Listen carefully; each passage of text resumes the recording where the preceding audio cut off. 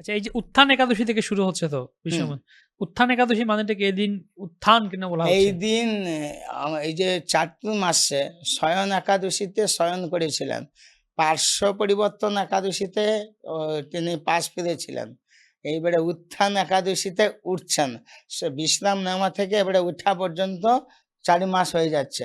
এইটা হচ্ছে কার্তিক মাসের লাস্ট একাদশী, মানে চাতুর্মাসের লাস্ট একাদশী হচ্ছে এই উত্থান একাদশী। এখন ভগবান উঠছেন। মানে এই আর 4 মাস ভগবান ঘুমিয়ে আর থাকেন। ভীষ্ম পঞ্চকের অদ্ভুত কাণ্ড কারখানা, ভগবান উঠে এবারে দেখবেন যে এরা কত সুন্দর ভাবে ব্রত করছে, ওইটাই ভীষ্ম পঞ্চক। আহা! হ্যাঁ, এইটাই ভীষ্ম পঞ্চক। তার মানে এই 4 মাস ভগবান ঘুমিয়েছিলেন। হুম, আর এখন উঠে দেখবেন আমরা ব্রত করছি। হ্যাঁ, তখনই আশীর্বাদ পাওয়া যাবে।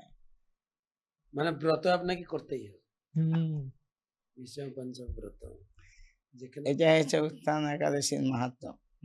ভগবান উঠে এবারে দেখবে তো যে আমার যেটা যে 3টা ধাপ দিয়েছেন, 3টা স্তর, যে কোনো একটা প্রথম ধাপটা খুব কঠিন। হ্যাঁ, প্রথম ধাপ সবার জন্য না, যাদের শরীর খুব সুন্দর আছে তারা করতে পারে, যাদের ইয়ে।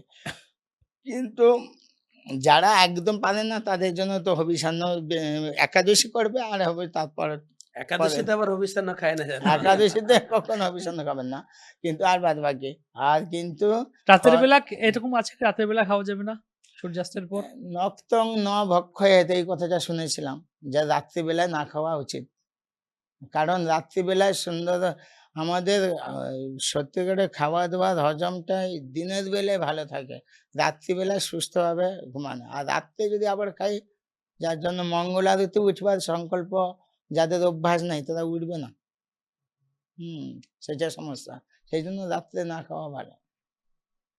দুধ নেওয়া যাবে রাতের বেলা ব্রত যারা করছেন? এমনি দেখে যে দুধ গ্রহণ করছে না। কেউ দুধ খাচ্ছে না তো, শুধু ফলমূলের মধ্যে দুধ নেই। না, যারা হবিষান্ন, আচ্ছা ফল দুধ নেই, হবিষান্ন যারা করছেন তারা দুধ খাবেন? হবিষান্নতে দুধ খেতেই পারে, ঘি খাচ্ছে, তাই না, দুধ খেতেই পারে, কিন্তু ফলমূল যারা খাচ্ছে তাদের না খাওয়া। বাহ! আমরা খুব সুন্দর সকলে এই জিনিসটা তথ্য বুঝতে পারলাম, খুব মজা, ভালো লাগলো যে ভগবান উঠে দেখবেন যে এরা ব্রত করছে। ভগবান মঙ্গল আরতির সময় যখন যাই ভগবানের কাছে, ভগবান উঠেছেন ঘুম থেকে, আমরা ভগবানের কাছে যাব। এখনো ভগবান ঘুম থেকে উঠছেন চাতুর্মাসের পর, আমরা ভগবানের জন্য প্রস্তুত, ভগবান আপনার জন্য ব্রত করছি। তাই এই উৎসাহ নিয়ে ব্রত করা। ভীষ্মদেবের তিনি মহাজন, তিনি পার্থসারথী কৃষ্ণের বন্দনা করতে করতে করতে করতে তিনি এই জগৎ ত্যাগ করেছেন। তিনি পার্থসারথী লোক প্রাপ্ত হয়েছে, প্রমাণ মানে শাস্ত্রে লিখিত আছে। তাই সকলে মায়াপুর ধামে আসতে পারলে আরো ভালো, মায়াপুরে আসুন সবাই।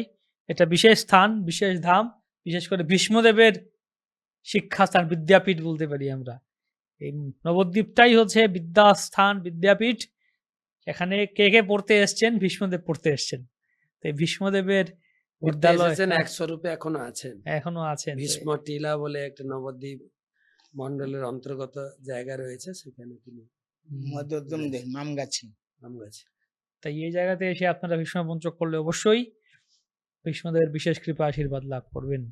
এবছর না আসতে পারলে আপনি পরের বছর আসুন, আগে থেকে প্ল্যান করুন, মায়াপুরে থাকবেন গুরুদেবের আনুগত্যে, আমরা একসঙ্গে। আপনাকে কি খাবেন না খাবেন অত চিন্তা করতে লাগবে না, কি ফুল দিয়ে পূজা করব, কখন পূজা করব লাগবে না, গঙ্গাতে গিয়ে কি মন্ত্রে কিভাবে তর্প, ওটাও চিন্তা করতে হবে না। গঙ্গা ঘাটে ব্রাহ্মণ আছে, আপনাকে বলে দেবে, তারা মন্ত্র উচ্চারণ করে এইভাবে করুন, এইভাবে সব ধরনের। তারপরে সন্ধ্যার সময় আপনি দামোদর আরতি গাইবেন, এবং এই 5 দিন বিশেষ করে মায়াপুরে গোপী গীত, যেখানে মহারাজরা, প্রভুপাদের শিষ্য অনেকে থাকেন, মানে সারা দিনটা আপনার একদম সকালে ঘুম থেকে ওঠা পর্যন্ত সন্ধ্যা রাত্রে বিশ্রাম যাওয়া পর্যন্ত আপনাকে কৃষ্ণ ভাবনায় থাকতেই হবে, কৃষ্ণ চিন্তা আপনাকে করতেই হবে, এমন পরিবেশ তৈরি হয়ে যায়। গরু মাঝের সঙ্গে তো আপনার 2 বার প্রসাদ পেতে গিয়ে 2-4 ঘন্টা কেটে যায়। অভূতপূর্ব একটা অনুভূতি, যেটা খুব ভালো।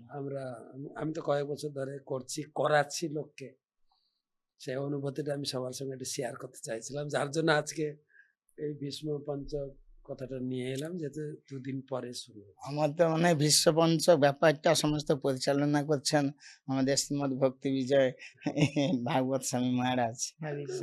গুরু মহারাজ সমস্ত ভক্তকে নিয়ে খুব ভালোই মজা। গুরু মহারাজ চাইছেন তার যে এই ব্রতটা আরো ভালো করে হোক, বিষ্ণুদেবের উদ্দেশ্যে সবাই কৃষ্ণ ভাবনামিতে থাক। বিশেষ করে যে যেটা প্রথমে শুরুতে আপনি বলছিলেন যে সারা বছরের ভিতরে এই 5 দিনটা যে খুব গুরুত্বপূর্ণ, এর সুফল সবাই উঠাক, সবাই 5 দিনের সুযোগটা প্রাপ্ত হোক, এটাই গুরু মহারাজের ইচ্ছা ছিল। হরি বল। তো সবকিছুর মুখ্য ব্যাপার হচ্ছে সবাই কৃষ্ণ স্মরণ করব, গুরুদেবের সাথে ধামে মহারাজের সাথে ভগবানকে স্মরণ করব, কৃষ্ণ চেতনায় থাকবো। তা- 5 দিন করে সারা 365 দিন থাকুক সেরকম।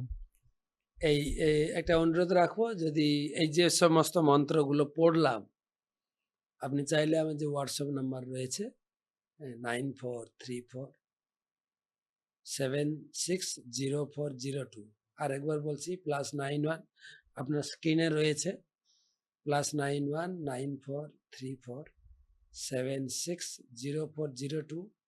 এই মন্ত্র, তারপরে সংকল্প, সমর্পণ আপনি চাইলে আপনাকে আমি হোয়াটসঅ্যাপে শেয়ার করতে পারবো, যেখানে আপনি যদি না আসতে পারেন, বাড়ি থেকেও আপনার নদীতে আপনি ভীষ্মদেবের উদ্দেশ্যে তর্পণ, এমনকি গুরু মহারাজ বলেছেন আপনি গামলায় জল নিয়েও তর্পণ করতে পারেন।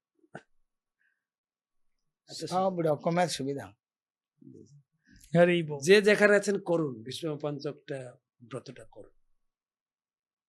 হরি বল। যাই হোক, তো কতবার কত ভক্ত ছিলেন মহারাজ মায়াপুরে? গতবার মায়াপুরে 1650 কাছাকাছি ভক্ত, তারা 5 দিন গুরু মহারাজের সঙ্গে ছিলেন।